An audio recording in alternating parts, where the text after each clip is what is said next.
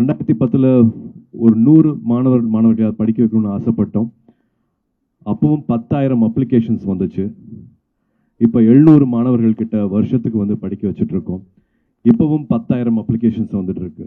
So தேவைகள் வந்து குறையவே இல்லை.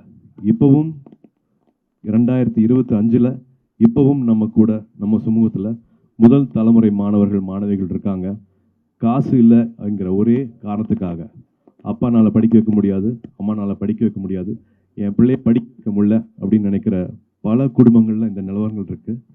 இப்போ நம்ம தம்பிகள் தங்கைகள் சொன்ன மாதிரி வந்து கல்வியே எங்களோட ஆயுதம், கல்வியே எங்களோட கேடயம்.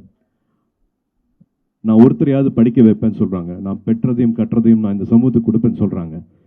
ஸோ இதுதான் வந்து அகரமா மாறி இருக்கு. அகரம் எதனால வந்து இன்னும் 20 வருஷம் ஆக போகுது.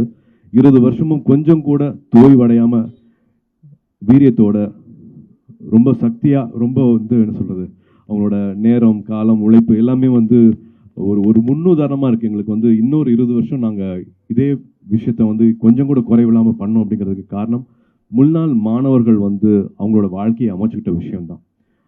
தனக்கு மட்டும் பண்ணிக்காம, தான் குடும்பத்துக்கு மட்டும் பண்ணிக்காம, இப்போ மாணவிகள்லாம் வந்து அவங்களோட பிள்ளைகளுக்கு மட்டும் பண்ணிக்காம இந்த சமூகத்தையும் சேர்ந்து அவங்க யோசிக்கிறது தான் வந்து அகரம்ல இருக்கிற ஒரு மாணவ மாணவிகளையும் வந்து கொஞ்சம் கூட எந்த குறையும் இல்லாமல் என்னெல்லாம் செய்ய முடியுமோ செஞ்சிடணும் அப்படின்னு ஆசைப்பட்டோம்.